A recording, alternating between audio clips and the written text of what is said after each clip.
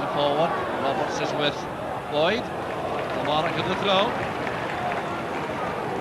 We're into stoppage time now in the first half. It's been a very long stoppage for Ray Montgomery's injury. And a chance on there for Kilmarnock. McSkimming shot brilliantly saved by Bonner.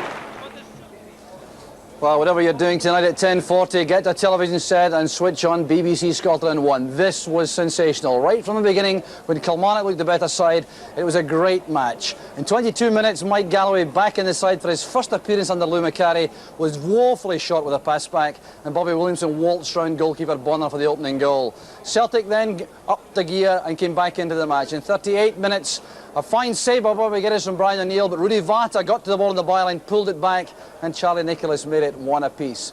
In the second half, it looked as though the game was going Celtic's way. They built up some pressure and scored on the hour. A Charlie Nicholas corner kick. It went to Bobby Geddes, who fought with Mike Galloway for the ball. It broke to Pat McGinley. 2-1 Celtic. Then, 10 minutes from the end, a controversial incident. Tom Brown, breaking from defence for Kilmarnock, was caught late by Peter Grant and went down in a heap. He leapt to his feet, turned to face up to Peter Grant, who ran towards him with his finger waving in his face. Tom Brown lifted his hands, caught Grant in the face, and down went the Celtic player. The result, Tom Brown ordered off, Peter Grant booked. A great sense of injustice all around Rugby Park among the Kilmarnock supporters. It looked as though Celtic would go through to the end, but with 1 minute to go, a cross on the left from Tom Black, Pat Bonner, who'd been immaculate to that point, came out and missed the cross, and Mark Skilling knocked home the goal, which Kilmarnock's courage thoroughly deserved. Great game, Kilmarnock 2, Celtic 2. Thanks, Jock. Look forward to seeing that tonight. Sports Scene match of the day, as you say, is at 10:40. Well, just one more Premier match. On Sports Scene tonight, Celtic look to continue their recovery against Kilmarnock, but the Rugby Park side give as good as they get. Hello, good evening. If plenty of goals automatically makes for an entertaining match, and it usually does, then fans around the country could have few complaints this afternoon. The 19 matches in the 3 divisions produced a total of 69 goals. That's an average of over 3.5 per game. 4 clubs each scored 5 goals, 2 managed 4, and there wasn't a no-scoring draw to be found. To Rugby Park then, where Celtic have lost only once in their last 19 visits. After their excellent start to the season, Kilmarnock have now gone 8 matches without a win, although 5 of those were draws. It proved to be an entertaining and a dramatic 90 minutes. Commentary from Jock Brown. The good news for Kilmarnock is that Mark Skilling has passed the fitness test and takes his usual place in midfield. But George McCluskey is still out, as is Ali Mitchell. Tom Brown wears number 7, and Ian Porteous gives away an attack to 18-year-old Mark Roberts, who starts a Premier Division match for only his 6th time, although his most memorable appearance was his first against Rangers at Ibrox in August, when he scored a goal in Kilmarnock's dramatic 2-1 win. Celtic manager Lou McCarry has had to ring the changes because of injuries to Gary Gillespie, John Collins, Paul Byrne and Jerry Craney. And Tony Mowbray is out of consideration as he discusses a transfer to Middlesbrough. Mark McNally's back in defence, Rudy Vata plays in midfield, and Mike Galloway returns after a 6-game absence, wearing number 9, although where he plays remains a mystery. Remember, his new manager is seeing him play for the first time. And the referee this afternoon is Mr. Jim McGilvray from Edinburgh. It's a marvellous atmosphere again here at Rugby Park. Kilmarnock playing against the second half of the Old Firm. 1 week after playing Rangers here. Celtic coming out with renewed confidence and vigour, as provided by the arrival of Lou McCarry as manager. That's Brian O'Neill in his striker role, putting pressure on Ray Montgomery, and we can resolve some of these difficulties about the Celtic team selection right away. Mike Galloway is at centre half with Darius Dobchek beside him. Mark McNally's at right back and Tom Boyd at left back. That means that Peter Grant has pushed into midfield. O'Neill and Nicholas the front two.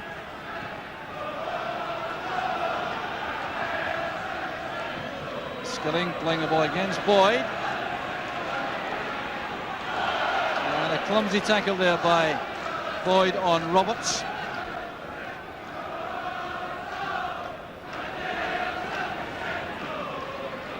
O'Neill again the target for the high ball. That's McGinley back to Boyd. Nicholas. McStay looking at, I think, for McGinley, but Grant wins it back. There's Mike Galloway. Misunderstanding there, allowing Skilling some time to aim a header at MacPherson.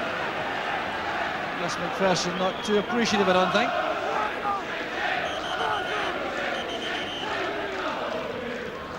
The referee checking some damage to the face of Ray Montgomery. That's why there's a hold-up.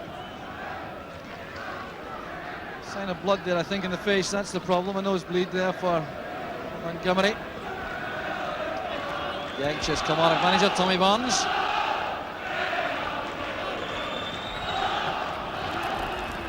And the indication from the referee, I think, is that he'd like to have Montgomery given a new strip. Number 14 is being given to Montgomery. That'll require to be noted by the referee also. That's Boyd's cross. Vata challenging. And a goal kick to Kilmarnock. Rudy Vata, the Albanian international, playing wide on the right side of Celtic's four-man midfield. Wow, Mike Galloway going in with a boot raised. He didn't make contact, but it was dangerous play. It's a free kick to Kilmarnock. Looking for Tom Brown there. McNally does well. Geddes by Dovcek.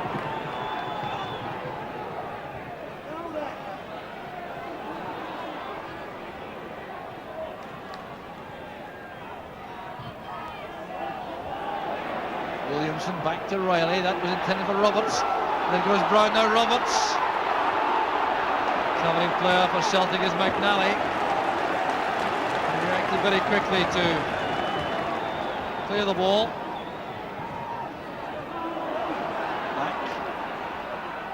Back on his feet again. Unlucky the other way. Dragged the ball past the tackle from Mike Galloway. The Kilmarnock supporters are warming to this effort from their players. Strength there by Black. He was well tackled initially by Grant, then went for the ball again against Galloway, rather unkindly for him.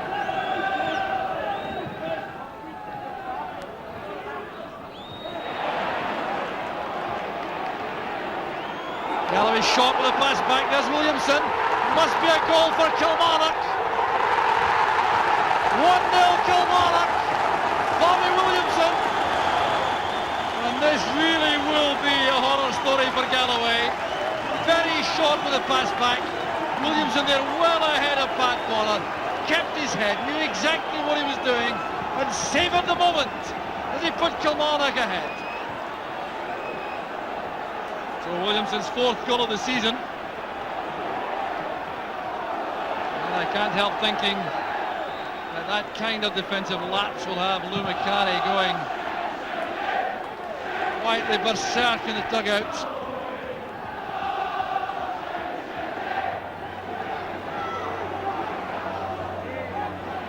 Well taken down by O'Neill, under pressure. Running straight into Mlln.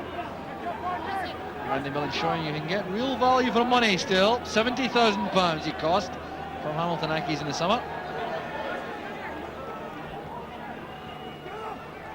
O'Neill did well, and so too did Tom Black, very calmly and crisply turning it away for the corner, taking no chances.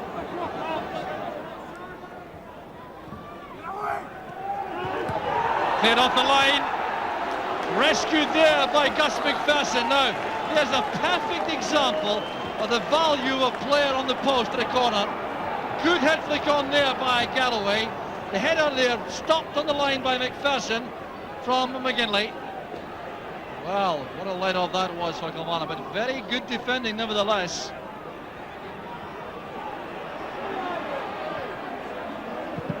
Well, one or two clubs dispensing with players on the post for corner kicks, but Kilmarnock reaping the reward for their decision.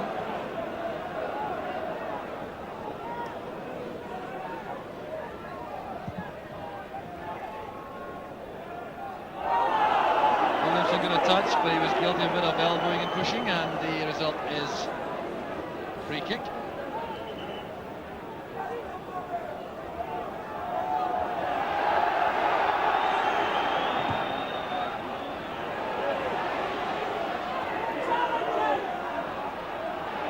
There's Grant. Throw it back.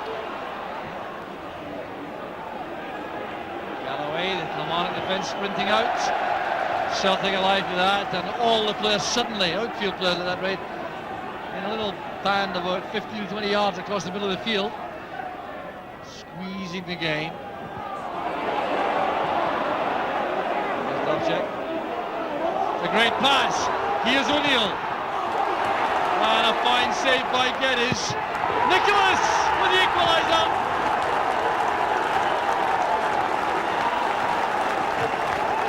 And Celtic this time get the reward for determination. But the contribution of Dubček was crucial there. Getting the ball through to O'Neill. This was a fine save from Bobby Geddes. But Vata didn't give up the cause. Got to the ball on the byline, pulled it back from Nicholas, and this time Geddes could do nothing. Oh, Nicholas picks up goal number 6 of the season. And Celtic are back on level terms. They had been stepping up the pace there, and that goal was coming. But turning out to be a fine match.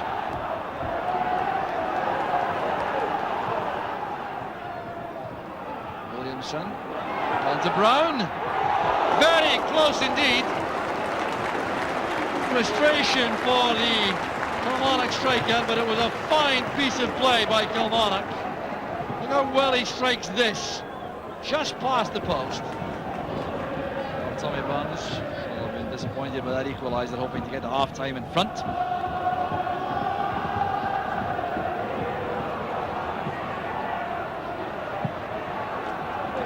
Forward, Roberts is with Boyd. Kilmarnock at the throw. We're into stoppage time now in the first half. It's been a very long stoppage for Raymond Gummery's injury, and a chance on there for Kilmarnock. McSkimming shot brilliantly saved by Bonner, but the Celtic defence appeared to have gone to sleep here as this ball was played back by Williamson, driven in by MacPherson at an angle across the box, missed initially there by Brown. But there was McSkimming striking that well. It's an excellent save from Bonner. So the clearance there gives the throw to Celtic. It may well bring the first half to an end. We've had more than 5 minutes of injury time. Certainly have been a lot of stoppages. And that's the end of the first half now.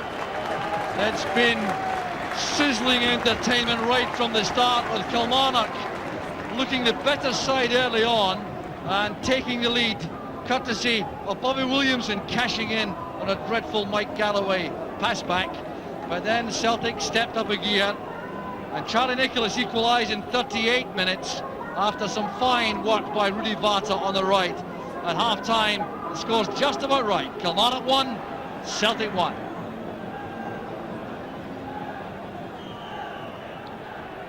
So no lack of genuine entertainment in that opening 45-minute period, and both managers, I think, would have some complaints and some praise for the players.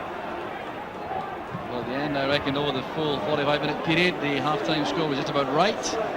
Kilmarnock will point, though, to that last-minute opportunity which Sean McSkimming had to suggest they might have been ahead. At the same time, Pat McGinley had that header cleared off the line by Gus MacPherson, apart from the goals scored by each side. So Raymond Gummery back in the field. He's wearing 4 again. Remember, he had to lose the original number 4 jersey because it was bloodstained. He wore 14 for most of the first half. Well, that one's been washed in time for the second half. I really don't know. Big stage free kick. Headed away was by Mlln. Here's Williamson. Dubček's pass was intended for Vata, but it is very difficult with a fast advancing defence to time a pass from there.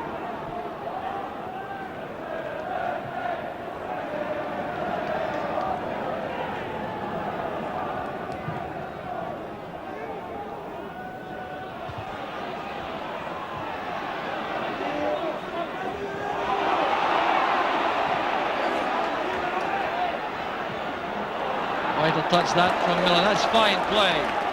He really has settled into Premier Division football extremely well, Andy Mlln. The offside flag is up against Brian O'Neill.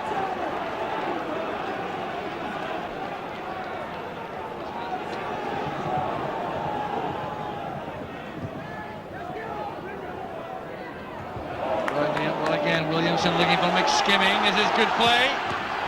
And excellent goalkeeping. Superb handling there by Bonner after enterprising build-up play involving Williamson and then McSkimming here. Look at the way he pulls the ball across in front of the goalkeeper, looking for the ball to be beaten out.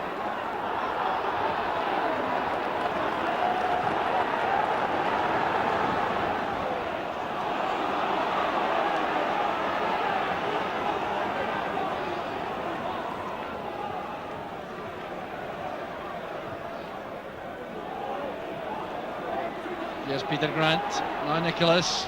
Oh, it's great play by Nicholas. Chance it on now, that was brilliant play by Charlie Nicholas, turning the clock back. Nicholas at his best with that marvellous sleight of foot inside the penalty box to create the space for the cutback.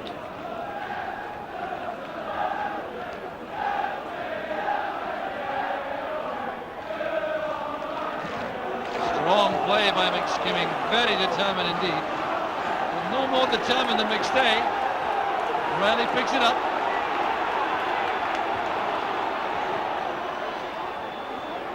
Reilly again. Neat and tidy there in midfield, natural left foot. Again they played it against Mark Roberts.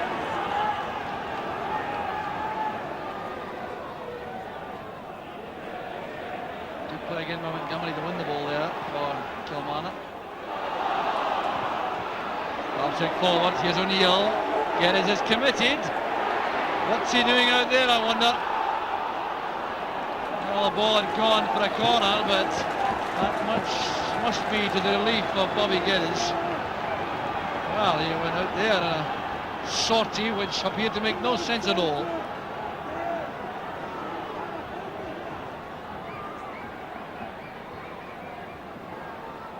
Nicholas with the corner, vicious in swinger, and turned in at the post by Pat McGinley. Celtic go ahead. Kilmarnock's defence caught in a tangle here. Geddes with Galloway. First to react there on the ground, Pat McGinley. So Celtic go in front. McGinley's 6th of the season. There was a scramble there, and McGinley did extremely well, showing the poacher's instinct, which has served them so well in an attacking midfield role.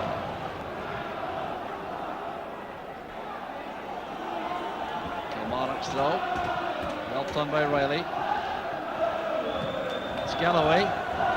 Cross goes O'Neill. Good running.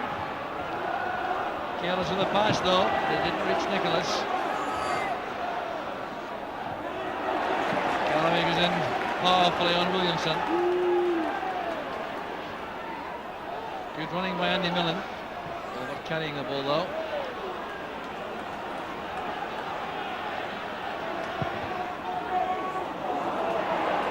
There's O'Neill again. Nice support from Bata. In very early indeed. Well, confident play by MacPherson.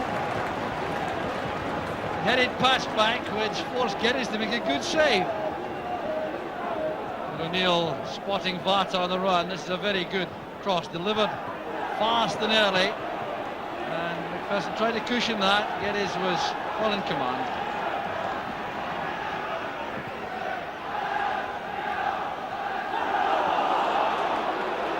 So free kick it is to Celtic.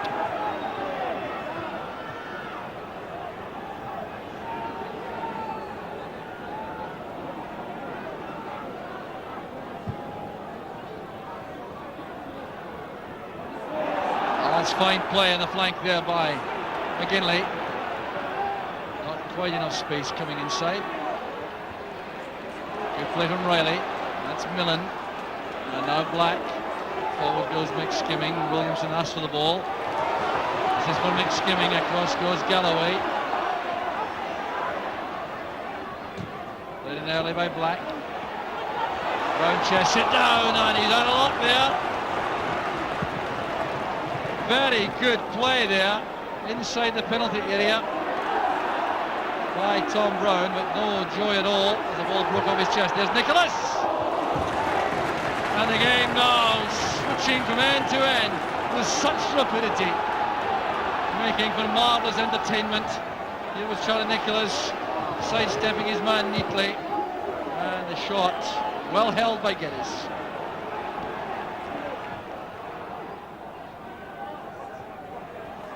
Nicholas to Galloway.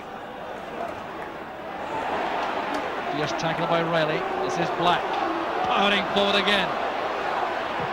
And met once again by Paul McSkimming. Another fine tackle.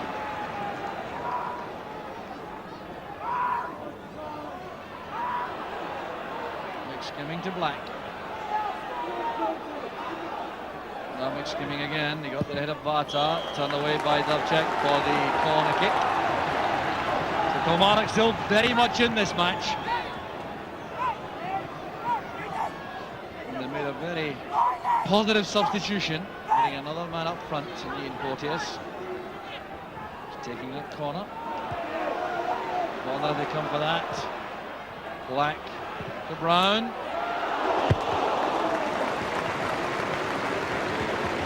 Well, not really a threat, I don't think. Pat Bonner would have saved that had it been under the bar, but Brown has played very well up front for Kilmarnock. Certainly has earned his corn.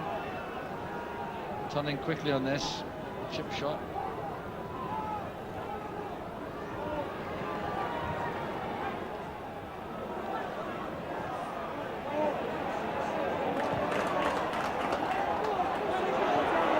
So no Celtic forward able to take advantage of that pass.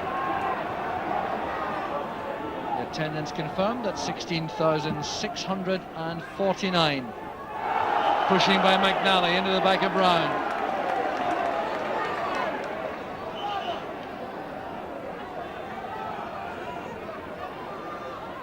So free kick. Tom Black will take it. Montgomery's hovering at the corner of the box. There's Skilling. Now Brown. Oh, that's fine play by Brown. Out of luck. It was also very good goalkeeping by Bonner. Had he not been so alert, Brown would have had a golden opportunity. A picky spot there. But Brown initially challenging. Williamson decides it from Boyd. Chipped in neatly by Skilling to Brown. And very good goalkeeping, denying Kilmarnock.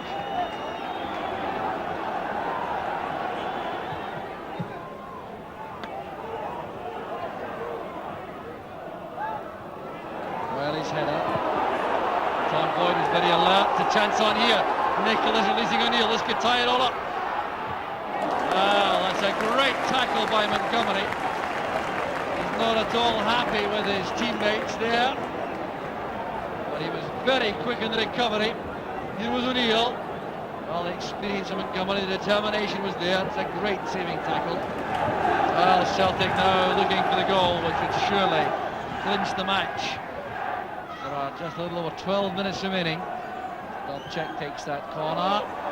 Well won by Geddes. Very decisive punch to safety. That's good play over the far side by Grant.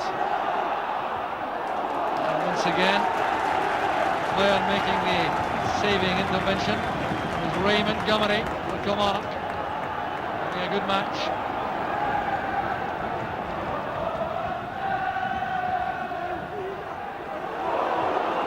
Gathers the ball in the second attempt.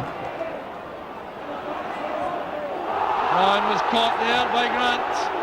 And the two players clash severely there. Well, the referee has to sort this lot out. Well, Grant was the culprit initially and then became involved seriously there with Tom Brown. Brown won the race. He was then caught late by Grant. Now, why the two players should react like this? Now, Brown, you can understand being aggrieved, but Grant goes to him. Now, what's that all about?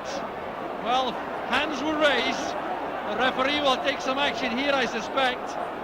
And I think both players could be in serious trouble here. And there may well be a red card before this is all over. Well, Tom Brown certainly was caught late initially by Grant. Why Grant chose to point his finger at him and go towards him after that, I really don't know. Well, a yellow card. Well, now, what's he going to do with Tom Brown, who raised his hands there, but in response to some finger pointing? Well, for him, I think it's red, yes. Yes, it's a red card for Tom Brown. He's losing the place there, he's furious about that. Sensibly taken away by Ray Montgomery. Well, you have to have some sympathy with Tom Brown. It was a very bad tackle on him. He reacted angrily. He met a player with his finger pointed in his face and lifted his own hand. And I have to say that while the referee may be technically correct, you must feel a great deal of sympathy for young Tom Brown. Difficult for referee McGilvray.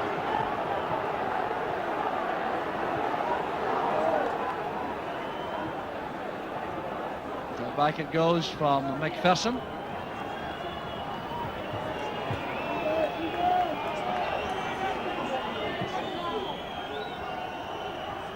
Headed away by Galloway. That's Nicholas. And this is Tom Black.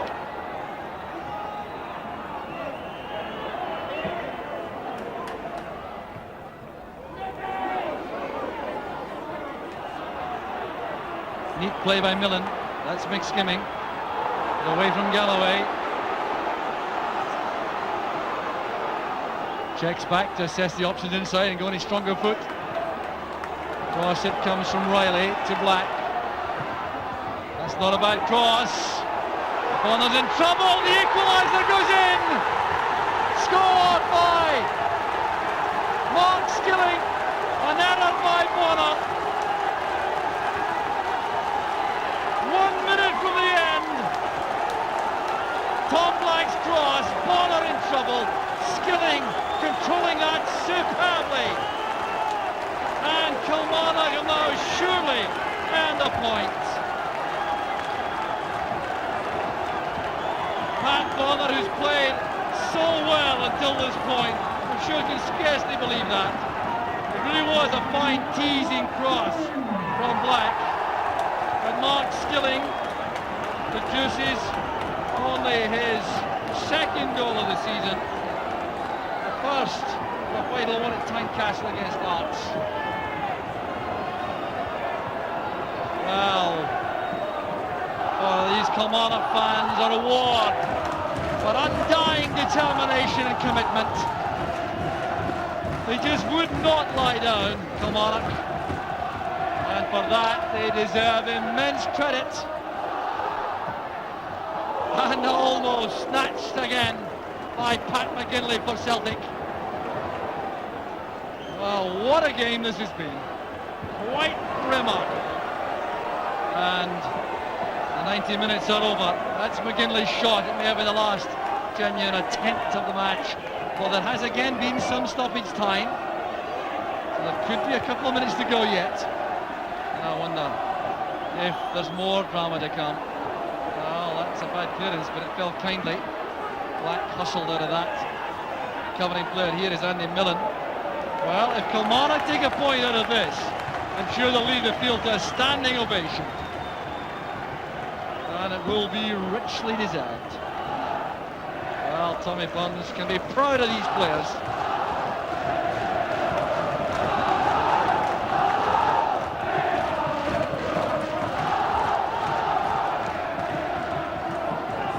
So the throw goes to Kilmarnock. They'll have the audacity now to go forward and win this match. Well, you bet they will do that if they can.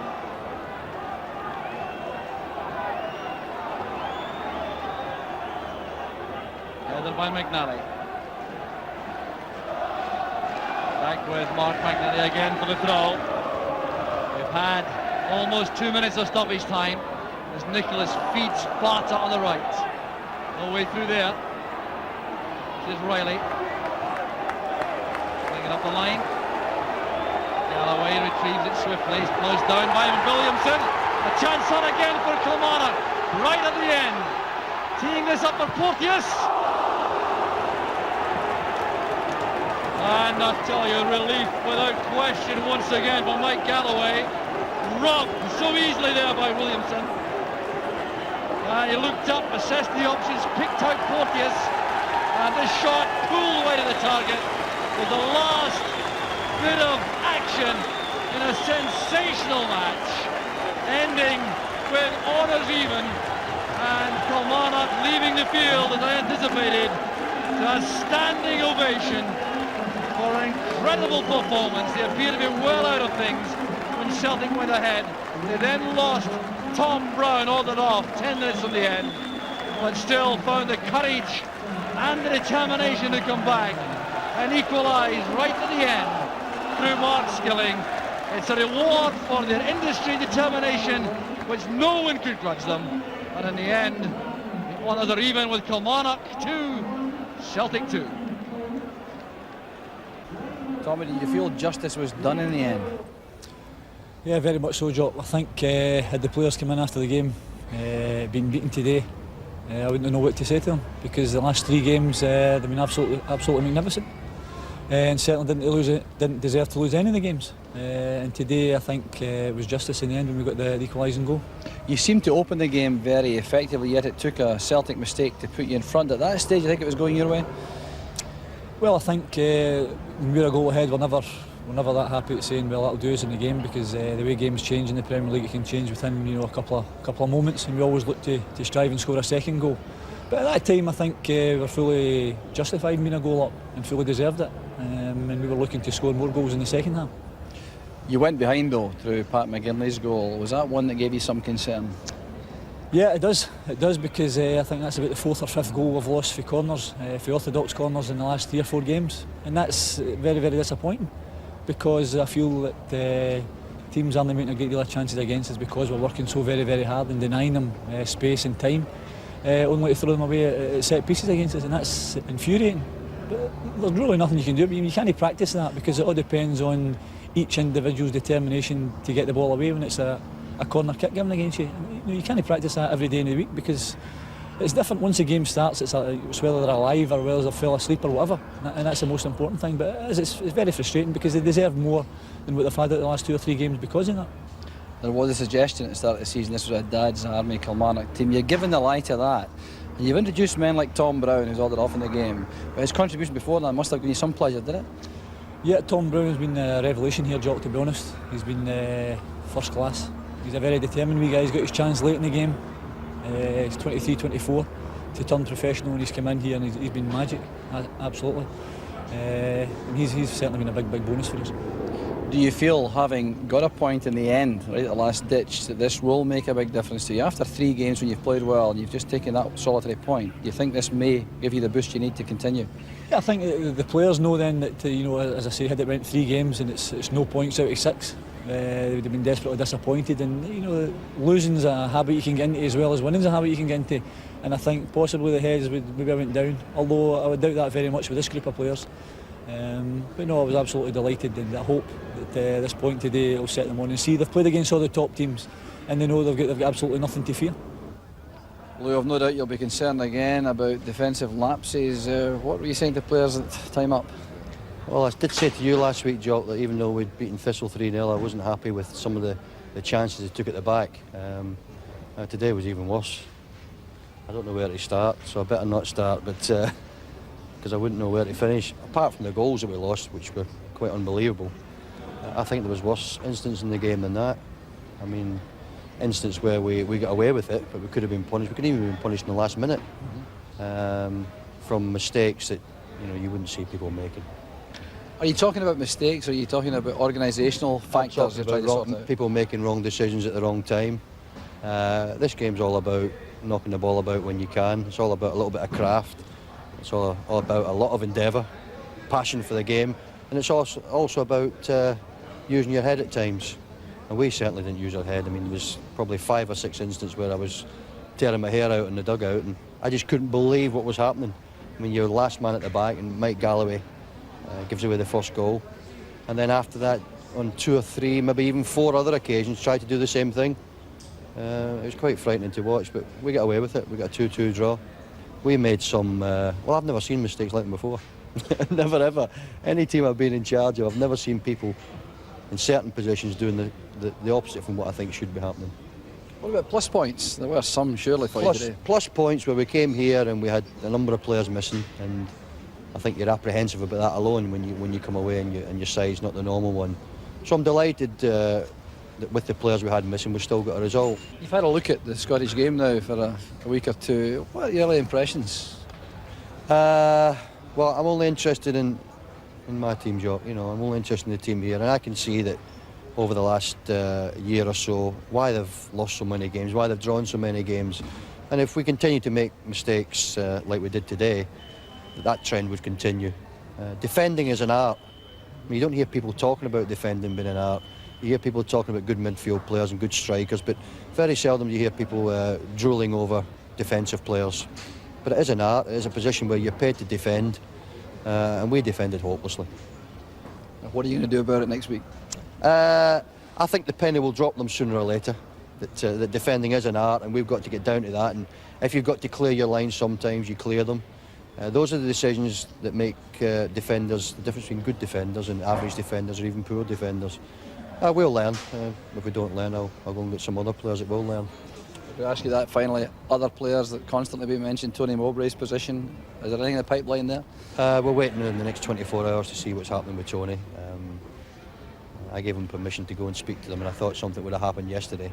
I was a little bit disappointed it didn't, because I was going to use him here today, and especially after seeing the last 20 minutes when we're in front, I would definitely have used him, even if I hadn't picked him from the beginning. He would have been on the bench and I'd have slung him on near the end. And I couldn't imagine us losing that last goal if that big fella had been there, because he would have stopped Packy from coming to try and catch it, because he'd have been there and headed it away probably. What about bringing players in? Is that imminent? Well, if a big pot of money, Jock, it'd have happened yesterday or the day before, but that's not the case. And I've never been a great believer that you need large, fast sums of money to get a team on the pitch. And in fairness to these, I mean, they're doing all right for us. We've come here today with a weakened side. They've gave their all, which I can't criticise that, because to a man they've flown about the pitch and they've got stuck in. But you know, the time will have to come when we're going to get one or two new faces in, and I would hope it would be sooner rather than later. Good game. Fascinating interviews with both Tommy Burns and Lou Macari. I said last week, Derek, when Billy McNeil was here, that Lou's honesty in his after-match interviews is very impressive, isn't it? Well, there's no double talk from him, all this manager's cliches. He just comes out and says what he feels, and that's a breath of fresh air, I think, for Celtic fans to get that. Yes, that's right. What about the game as a whole? In a way, it was maybe typical of the way the Premier League has been this season, really, wasn't it? Well, we keep saying there's not one team gone out and played well for 5 or 6 or even 7 games. There's today, not one home team won today. That's how difficult it is. I mean, who do you put your money on to win the championship? I'll ask you that later on. Well, let's take a look at Tom Brown, who Tommy Burns talked about in glowing terms. Yeah. He blotted his copybook badly at the end, as we'll see. He did, but remember, he's come in from junior football. He's only in the game several months, really, and he showed that the 4 or 5 times that I've watched him, he's very, very capable. He loves to take on defenders. He's quick. He likes a shot at goal, and he's a breath of fresh air as well, I think. His reactions here are very quick. So he's not the biggest in the world, but he's so quick. What about this for control? I mean, it's a ball to his chest. Look, brings it down. He's just unfortunate. Paddy Bonner's very, very quick off his line, or that ball's in the back of the net. I think Tommy will be delighted with his performances. I think this is the only bit we're talking about. I mean, that is a bad foul. There's no doubt about that. I think Peter Grant tends to think that he took a dive. Look, he caught him late there. But what he has to learn is he's just got to stay down there, get the ball really and play on. You cannot, look, he's running at him like that. There's only one thing the referee can do, is saying once you lift your hands, he's retaliated, he has to go off, and Peter Grant was yellow carded. I think that was the right decision for the referee today. It's what we've seen so often before, that it's the temperament which makes him the player he is, which sometimes lets him down. See, it's so easy for us to say that, you know, you should count to 10 when these situations happen. But remember, they're 2-1 down, they've played quite well, he gets brought down, it all comes to a head then, and he retaliates, and he's off. You'll learn from that, I'm sure. Been an interesting week for Mike Galloway. First of all, he gets a new 3-year contract, which he's earned, and then he has a bad day today, and Lou Macari didn't miss him, did he? Well, he's a man that does take chances at the back. He is a good player, no doubts whatsoever, and he passes that ball back. Now, if there's anybody you're not short a pass back for, is Bobby Williamson, because he's so quick. He never gives defenders a minute's peace. He's in there very quick, and look at the pace. I mean, Pat Bonner comes out as quick as he can. But look, so confident just to hit the ball by him and put it into the net. But Mike Galloway, you can see what he's trying to do. Just hit the ball back slowly so Paddy can get a run at the ball and clear it. But when you've got somebody who's got natural pace like that, then you've got to watch what you're doing. This is unbelievable. I mean, Michael not want to watch this again. This is a 93rd minute. And they've got 3 Celtic men back and 1 Kilmarnock forward. And really, the last kick of the match, if that goes into the back of there, it's absolutely incredible, isn't it? You don't take chances like that. The ball's got to go either up the corner flag, it goes out the park. He's done everything right, he's controlled it, but look at the touch, he doesn't see Bobby Williamson. So quick on it, the defenders, and that could have cost Celtic the match very, very easily. There's no way Celtic could have come back after it. As you say, the final whistle went. I think Ian Porteous had only been on 10 or 15 minutes. Had he been on from the start and get used to the game, he may have well hit the target there. So there we are, it finished all square. We're looking at two sides. One you would expect to be in the top of the half of the table. Every respect to Kilmarnock, you probably expect them to the bottom half. There's nothing between them today. There's nothing, and it was incredible seeing both teams. Pat Bonner never threw a ball out today. Everything was kicked, either from his feet or from his hands. It was all kicked up the park, and the back four pushed up. And Kilmarnock did exactly the same. That's why we saw so many offsides in the game, because back fours pushing up and the forwards couldn't get back. There must have been about 20 offside decisions today. That's right. It's a very tight league, as we all know, and with 4 of the 6 Premier matches ending all square, not much changes in the table. Goals by Scott Booth for Aberdeen and Steve Kirk for Motherwell made it 1 each at Pittodrie after just 4 minutes, and it then stayed that way for the next 86. Hibs were 2-0 down to Dundee United at Tannadice after Brewster and McKinley had put the Tangerines in front, but then Darren Jackson and Brian Hamilton both found the net in the second half. United's total of draws now 11 from 16 games. Raith Rovers went 1-up on Rangers through a Gordon Dalziel penalty, but then Mark Hateley looked to have given the champions the points with his 13th and 14th goals of the season. Ali Graham's deserved equaliser 11 minutes from time, however, ensured that Rangers drop another home point. Dundee and Partick Thistle both won away from home against Hearts and St Johnstone respectively, on a day when no home side managed a win. In Division 1, Norrie McQuaid of the All Blacks at Mireside World Cup football on Wednesday. From Derek and from me, thanks for watching. Good night.